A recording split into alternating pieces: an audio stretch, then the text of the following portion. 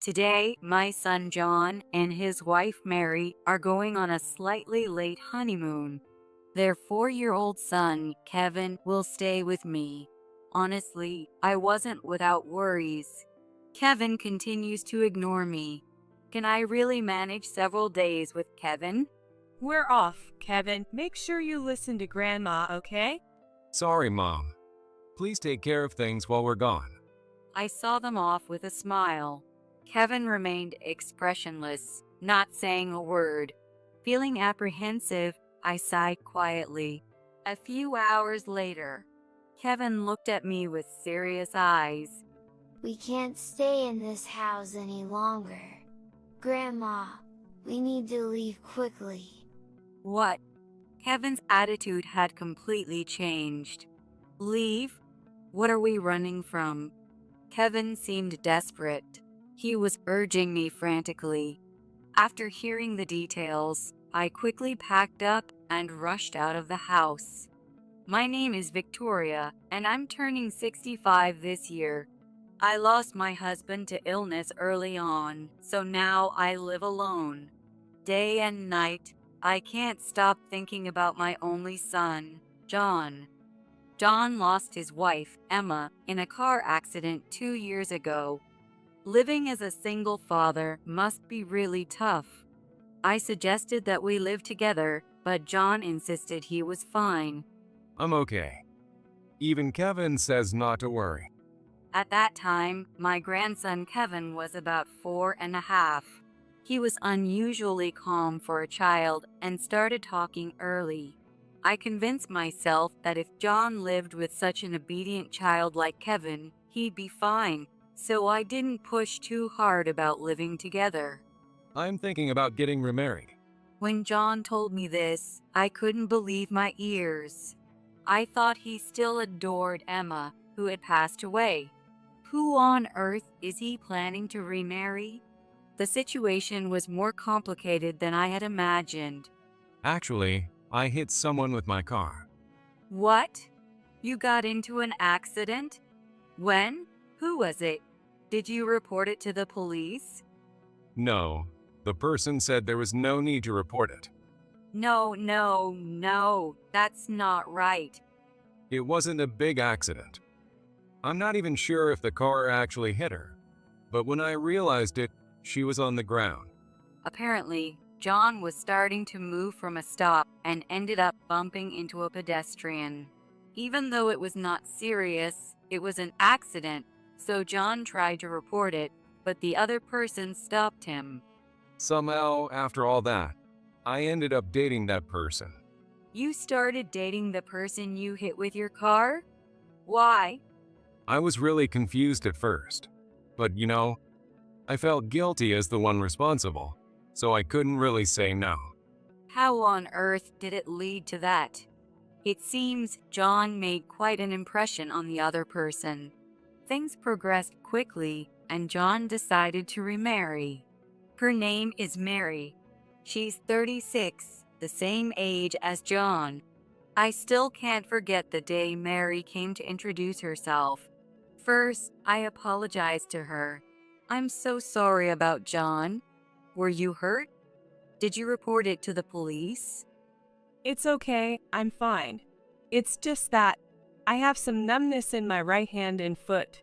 I'm sorry. It was my carelessness. It's okay, John. Don't worry about it. Of course, he couldn't just not worry about it. John has always been very responsible and sensitive. He will be tormented by guilt for a long time, and he will surely continue to be dominated by Mary, the victim. One day, John and Mary came to visit with Kevin. They come on my husband's monthly Memorial Day.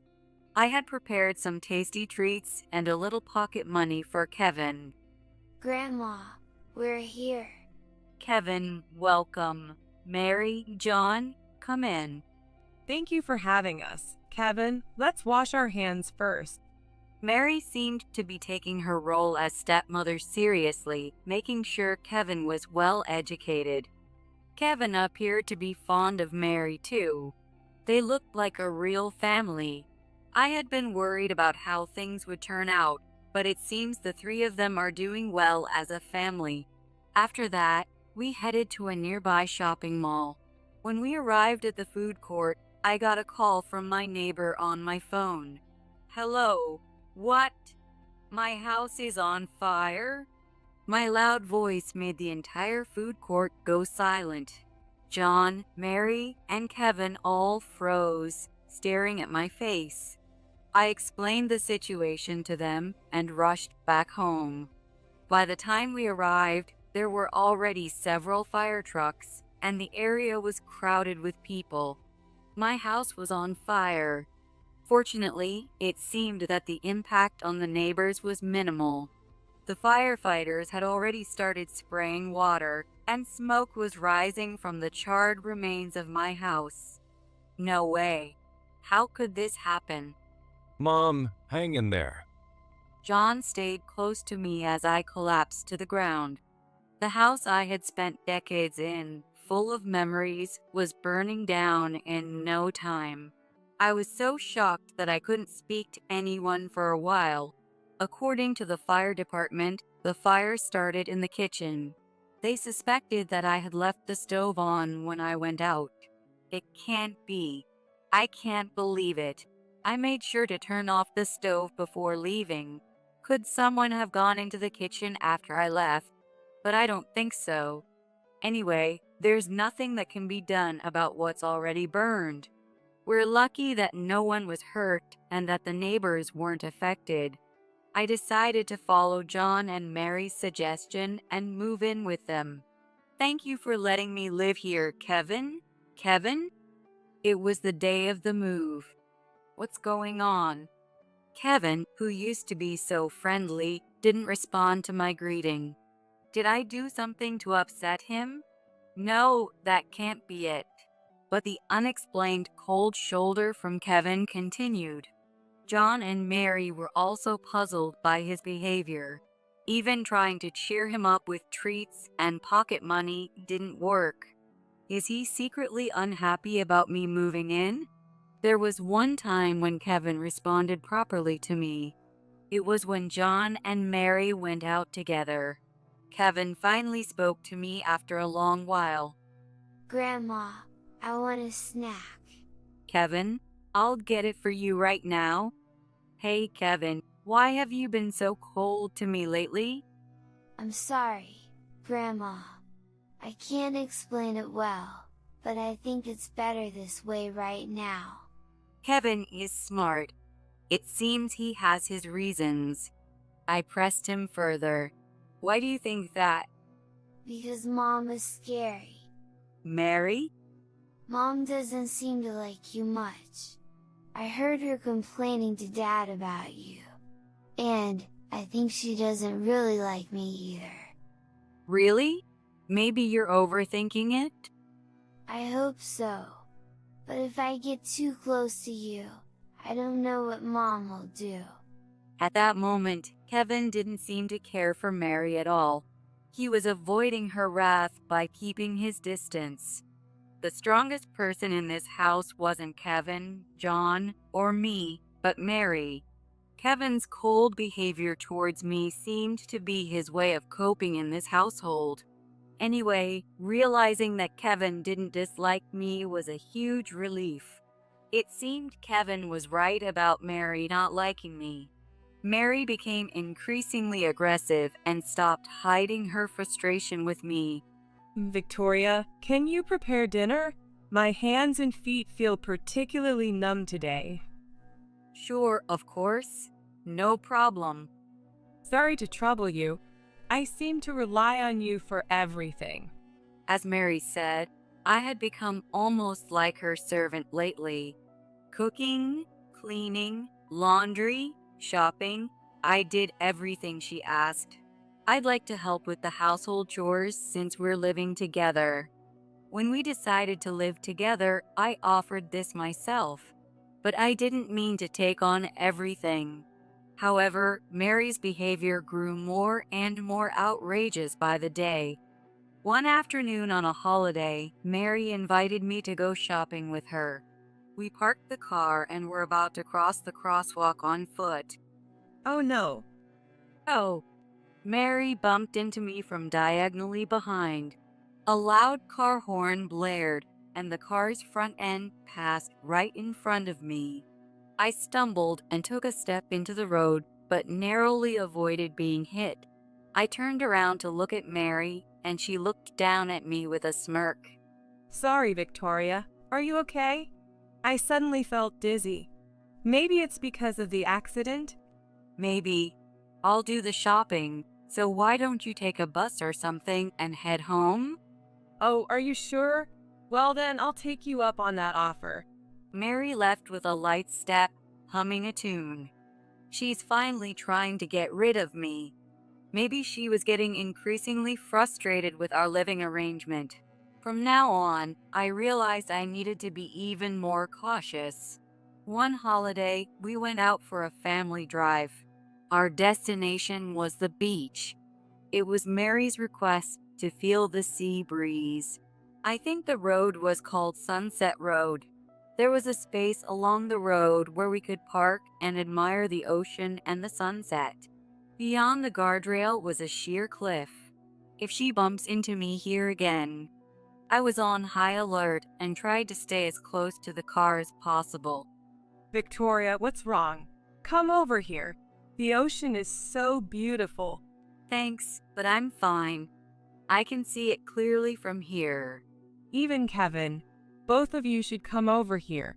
Kevin was clinging to me unusually tightly. He wouldn't let go of my waist.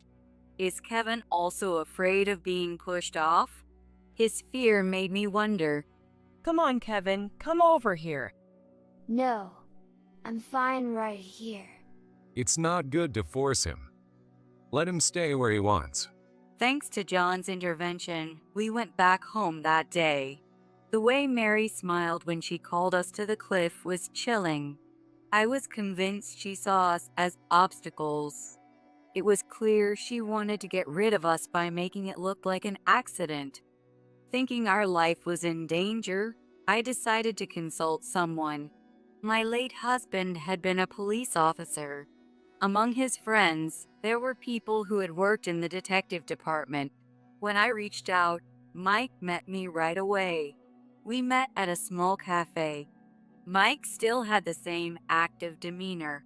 I told Mike about Mary's suspicious behavior and Kevin's fear, and after listening, Mike crossed his arms and groaned. Even the way she met John is suspicious. She could be a scammer with another agenda. I'll look into it. If anything else happens, contact me immediately. I will. Thank you so much. About a year after Kevin started ignoring me, I heard some surprising news. John and Mary were going on a late honeymoon. Their destination was Singapore. I've always wanted to go. Mary said with a smile. On the day of their departure, I felt a swirl of anxiety in my heart. Lately, Kevin had been completely ignoring me. Can we really manage alone? Oh, we're off, Kevin. Make sure you listen to Grandma, okay? Sorry, Mom. Please take care of things while we're gone. I saw them off with a smile. Kevin remained expressionless, not saying a word. Feeling apprehensive, I sighed quietly. A few hours later, Kevin looked at me with serious eyes. We can't stay in this house any longer. Grandma, we need to leave quickly. What? Kevin's attitude had completely changed. Leave? What are we running from? Kevin seemed desperate. He was urging me frantically.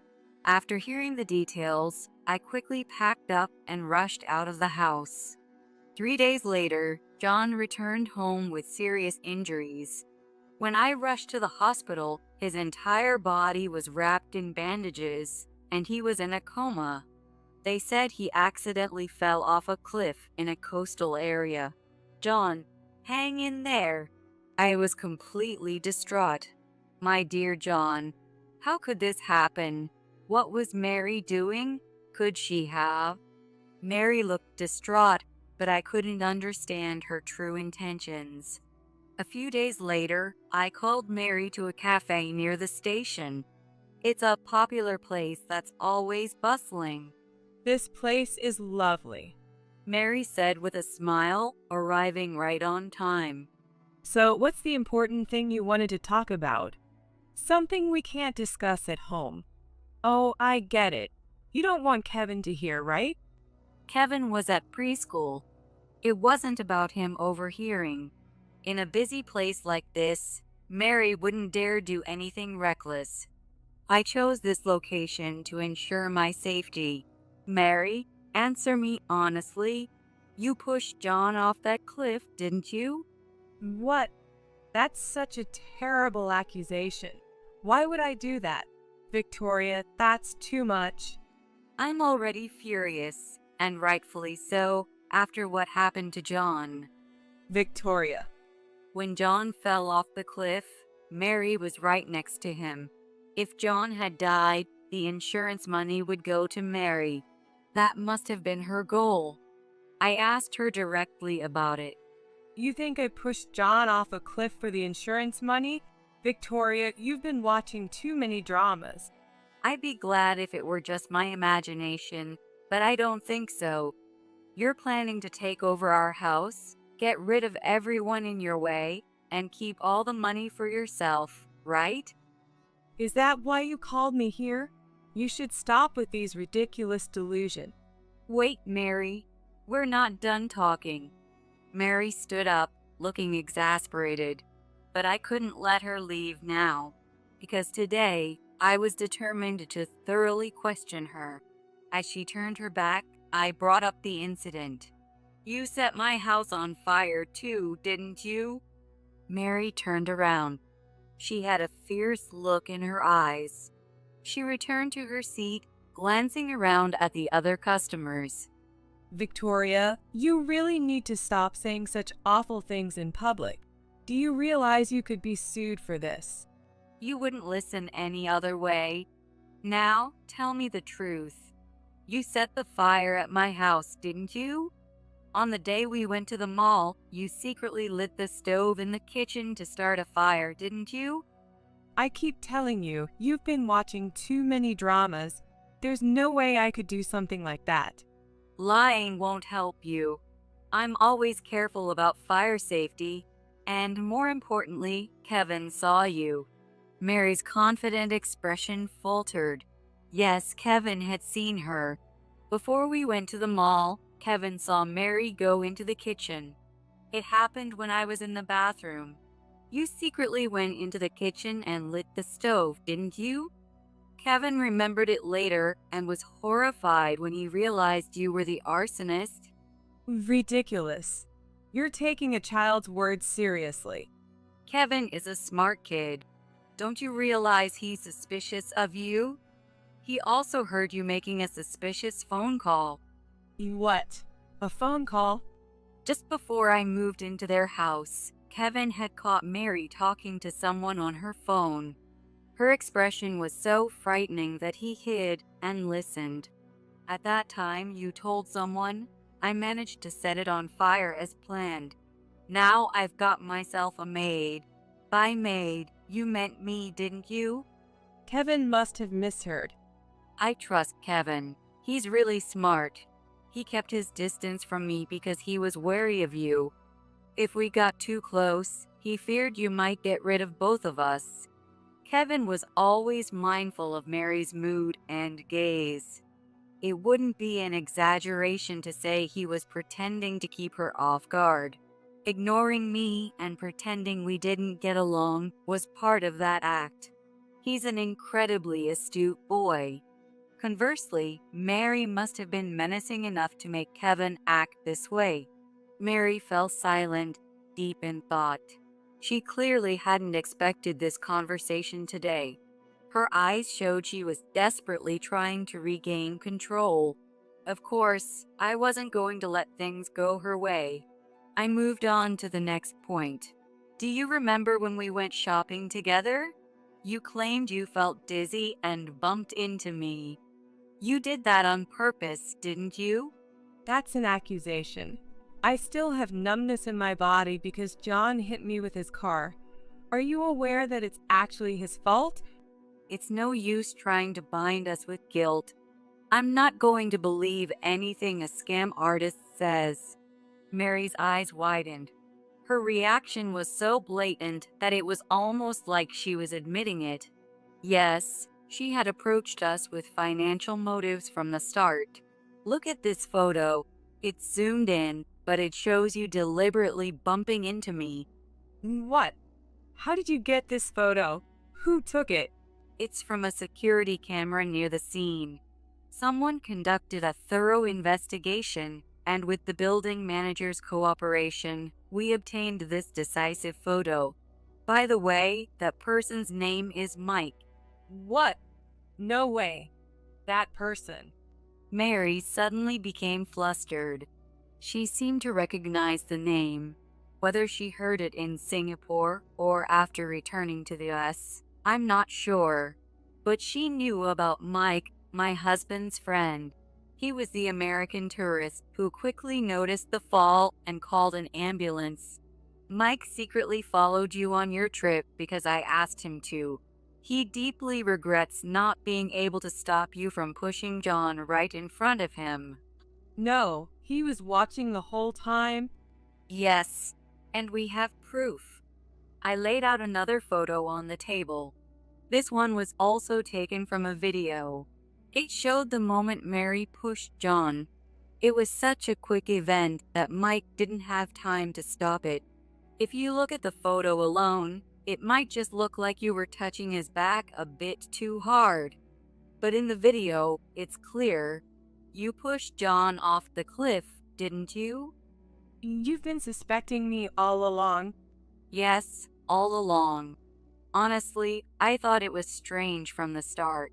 Ever since I heard from John that he was marrying the person who he hit with his car. You tried to use guilt to control us. You enjoyed feeling like you held our lives in your hands, taking out insurance policies and deciding to eliminate us on a whim, didn't you? That's not true, Victoria. Please believe me. I haven't done anything wrong.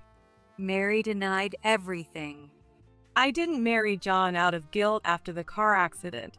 While discussing the settlement, I came to appreciate his sincerity and fell in love with him. And I didn't tell anyone about the fire. Kevin must have misheard. Saying I pushed you is also an accusation. The security footage must have been a coincidence. And pushing John off the cliff is completely untrue. Mary insisted vehemently. I haven't done anything wrong. Please believe me. It seemed she was determined to maintain her innocence. Why doesn't she just admit everything already? Her stubborn denials are really starting to anger me. She might want to escape punishment, but I won't let that happen. You and Emma were college classmates, weren't you? What? How did you? How do I know? I looked into you. I also checked Emma's photo albums and diaries. Emma, who died in a car accident, was John's first wife. In fact, it was Kevin who first noticed the connection between Emma and Mary. As I keep saying, Kevin is incredibly smart for his age. He remembers things from when he was 2, and he remembered his real mother. Kevin remembered hearing Emma talking on the phone. She kept saying, "Pay me back soon." I couldn't stop thinking about it, so I asked John if I could read Emma's diary. Emma's diary? I don't know anything about that. Mary admitted her connection to Emma. She was completely rattled now. She must have something she desperately wanted to keep hidden. The diary mentioned that Emma lent you money, $20,000, quite a large amount. She wrote, "I'm troubled because she hasn't paid me back yet." There were photos of Mary in Emma's album. They were from their college days. Mary looked much more modest back then. She borrowed the money from Emma a few years after starting work. You told her, "I had trouble with an acquaintance. I'll pay you back soon, so please lend me some money." You took $20,000 from Emma, money she had saved since she was a child. That was, not really, a bad thing. Emma became a nuisance to you by constantly demanding repayment, asking, "What did you do with the money? Did you pay it back? Did you use it to cover your debts?" Here's my guess. You might have done something to Emma. No, that's not true. Stop making these accusations. Mary denied it, her face pale. Her reaction was very suspicious. Emma had died from being hit by a car. Maybe, like with me, Mary pushed her from behind. I suspected Mary. She glared at me with a fierce look. She now saw me as her complete enemy. She didn't say anything, but it was clear she thought she needed to get rid of me to protect herself. There's no proof that I pushed Emma. I said it was my imagination, but judging by your reaction, it seems I was right. I told you I didn't. Will you stop already? Mary no longer intended to treat me as her mother-in-law. Her gaze and attitude were full of hostility. Her eyes showed she was thinking about getting rid of me. Suddenly, Mary's expression softened, and she started laughing as if everything was absurd. Victoria, let's stop this nonsense. I understand you're sad about what happened to John, but doubting your own family is too much, isn't it? So you're sticking to your story that you did nothing wrong? Because it's the truth.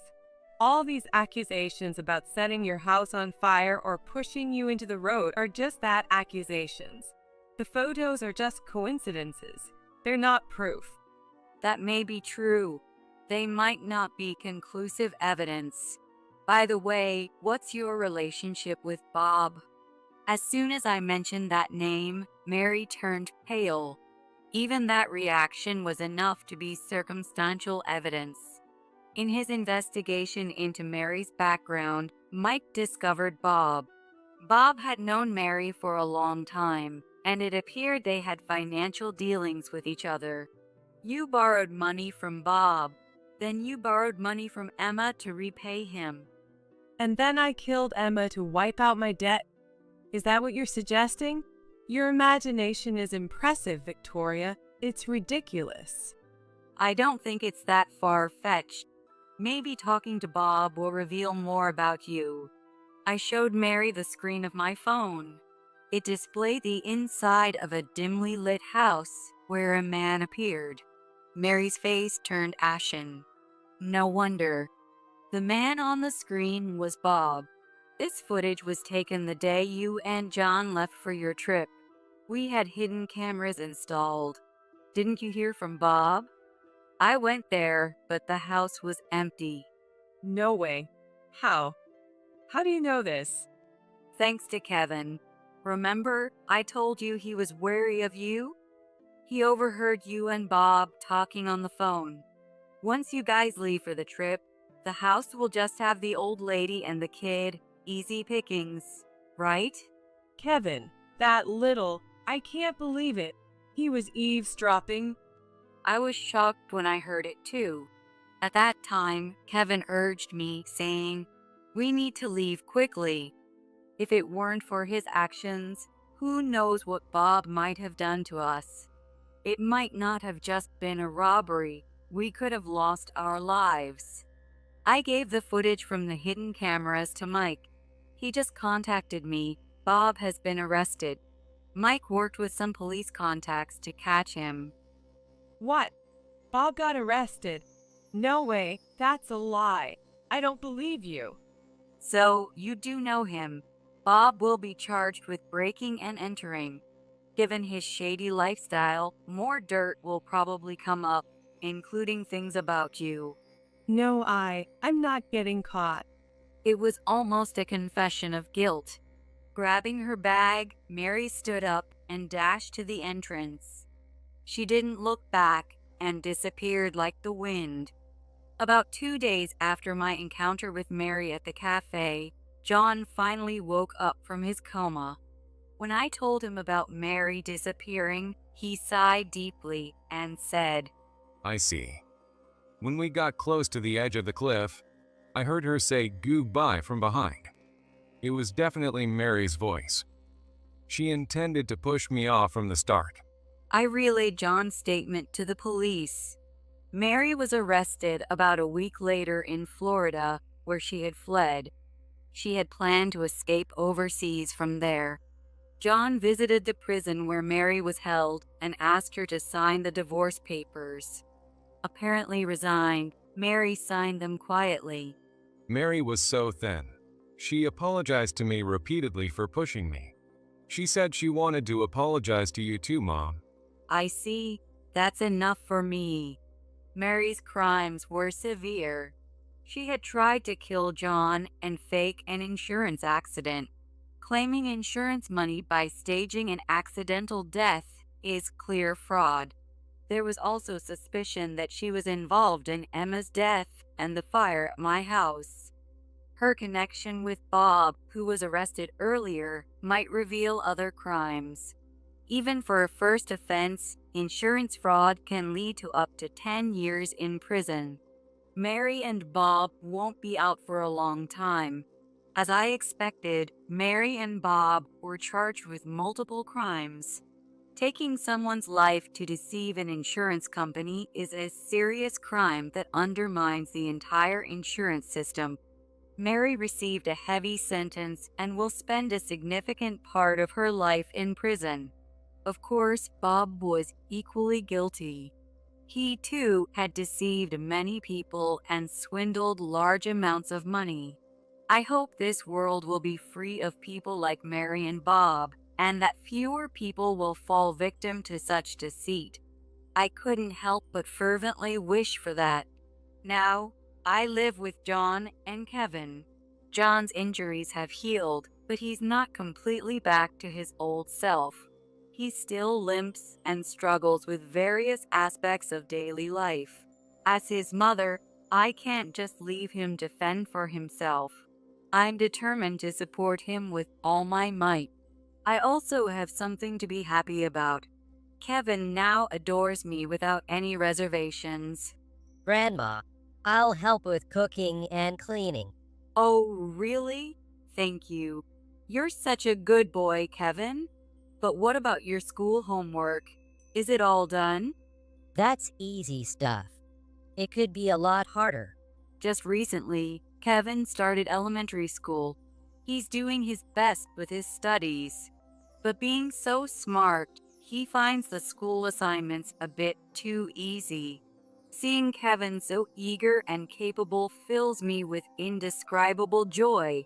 Lately, I've been hearing more from Mike. He cares about us like we're his own family. With everyone looking out for him, Kevin is growing up strong and healthy. I'm sure Emma is at peace in heaven. Our family was thrown into chaos by a terrible woman, but she's gone now. The tough times are over. From now on, I want the three of us to live happily together, supporting each other. I live each day with that positive thought in mind.